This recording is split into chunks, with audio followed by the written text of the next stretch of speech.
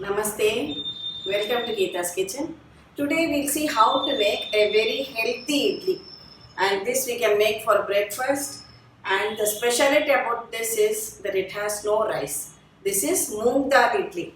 For that I have taken, this is a half cup measure, so I have taken half cup of Moong Dal, that is the yellow lentils, split ones, and equal quantity half cup of Urad dal. This is black gram. I have washed them very well and then soaked it. I'll allow it to soak for 2 hours. After 2 hours, we'll come back and grind the batter. It is 2 hours now. Both the dals have soaked very well. Now I will just drain out this water. First we washed it thoroughly and then I have soaked it in fresh water. So we can use this water itself for grinding, no problem.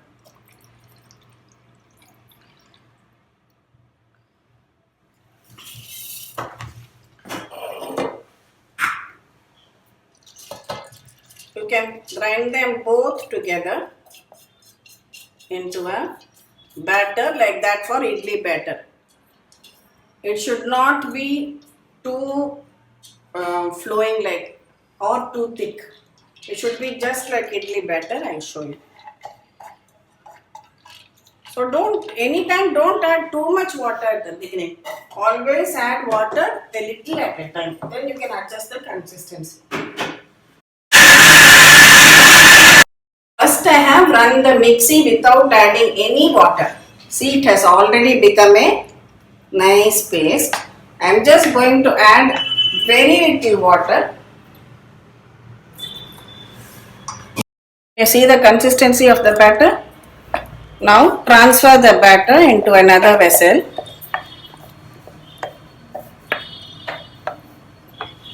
Next I am just adding some salt. Again we'll mix it well together and leave it aside to ferment for 8 to 10 hours.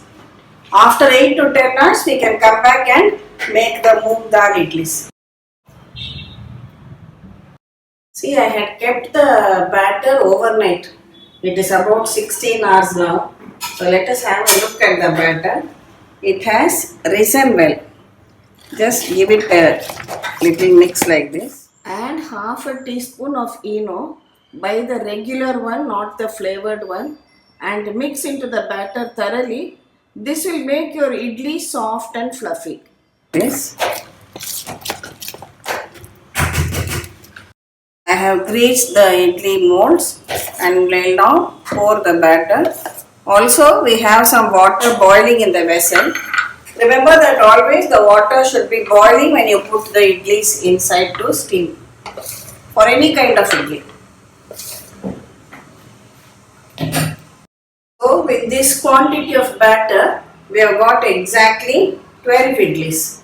Let's keep it into this for steaming for about 12 minutes. Let's open this and see. Just test it with a knife. It should come out clean. The idlis are done. It takes somewhere between 12 to 15 minutes. Now let's just cover it and switch it off. Side by side, we are going to make a very interesting and tasty dish, that is Takkali Kuzhambu.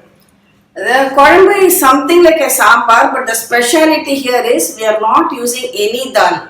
So on days when it is working mornings and you don't have time to pressure cook dal, this is an ideal combination for idli, dosa, pongal, even chapatis.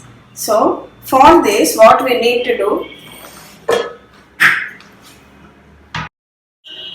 heat about 3 tablespoons oil in a kadai. Here I am using this Soapstone kalchatti. I'll tell you more about this as we proceed with the recipe. When the oil is hot, add the chopped onions to it. Stir fry the onions till they are well done. See, see both onions and tomatoes. A few I have chopped and a few I have retained to be ground in the mixie. So the chopped portion I have added to be stir fried, and here the larger pieces I am putting into the mixie to be ground. So also the tomatoes, I am taking about 3 small tomatoes, adding them also to the mixie jar. Next we have to add in some green chillies. Depending on your spice level, you can add about 4 or 5 chilies depending on your spice level. To this we have to add some freshly grated coconut, about 4 tablespoons. Add some roasted gram, that is the chutney dal to this. And this is about 1 teaspoon of Somph or Fennel seeds. We will add that also. Now we are going to grind all these into a fine paste in our blender jar. Let's see how the onions are doing.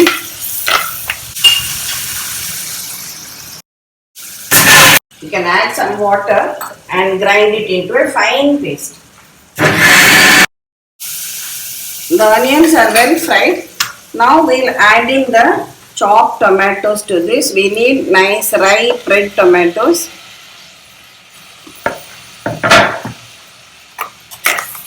And fry these also till they are well cooked and soft.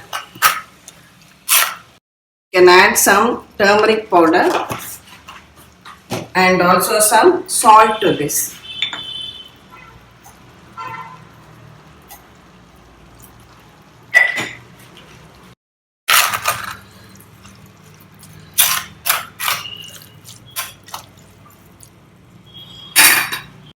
Now we will remove the idlis also from the mold while the Kuzhambu is getting done. Nice soft spongy idlis. You can see how porous they are.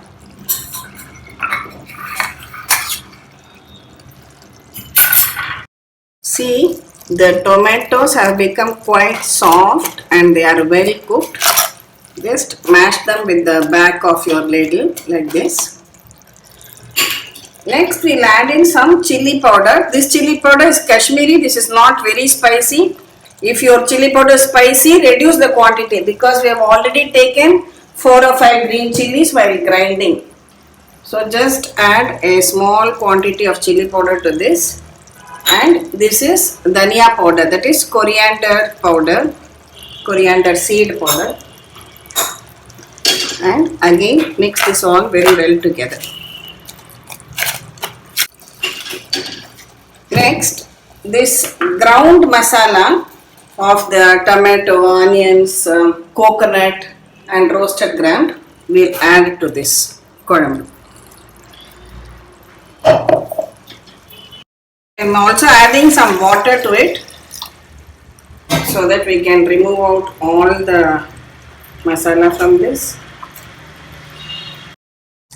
Add it also to the Kuzhambu. Now mix it well and allow the whole thing to come to a boil for about 3 to 5 minutes. I am adding some more water also because this will thicken as we have added the ground paste.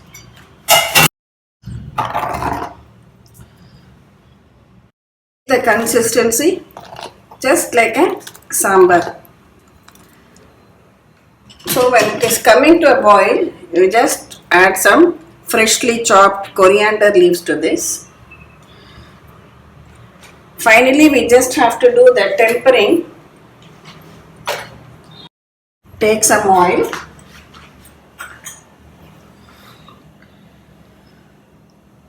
Add some mustard seeds and curry leaves to this. Pour it on top of the tomato Kuzhambu and it's done. You can switch it off. This vessel, which is called a kalchatti in Tamil, also known as soapstone in English. This is a very special and versatile cookware I remember my mother and grandmother using this for making all sorts of korumbus, vata korumbu, mola korumbu. And you can also make the North Indian dishes. So you can make anything right from a vata korumbu to a rajma masala in this kalchatti. Also, the thing is that it is very safe to use. There are no harmful chemicals in it. It has been mined from the earth, and it also is very healthy for you because it adds the minerals to your food. It's just very good to retain the heat. Also, food cooked in this remains hot for a long time. So the versatility of this vessel is just great. And let me tell you one thing, the taste of the food cooked in a soapstone vessel is really enhanced. Try it once and you will understand. So now let's get ready to serve our idlis. I have taken the idlis out in this. If you want, I can just break one idli and show you. See how spongy and soft it is.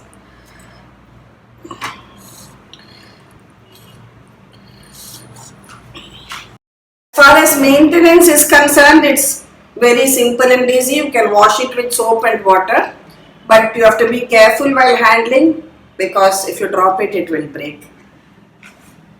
You need to season it before using it for the first time. I'll give you the link to the video on how to season a kalchatti also. This again is available with Zista cookware. I'll give you Meera's telephone number and the link to their website for this, and you can get all the details and avail a discount too. So our healthy, high protein Moong Dal Idlis, I prefer to call them as no rice idlis because we have just used Moong Dal and Urad Dal. And also a no Dal Sambar, as I would prefer to call it, although technically it is a Chilli or a gravy.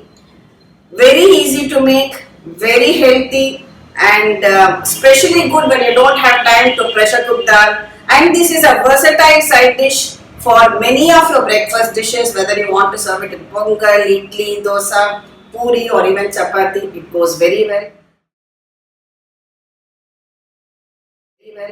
Do try out the recipe and come back to me with your experience on how you felt about this takali korumbu. And mainly, it is an excellent recipe for Weight Watchers and diabetics too. So share your experience with me on Geeta's Kitchen. Share the recipe with your family and friends. Subscribe to Geeta's Kitchen and come back to Geeta's Kitchen for more such easy, tasty, traditional recipes. Thank you.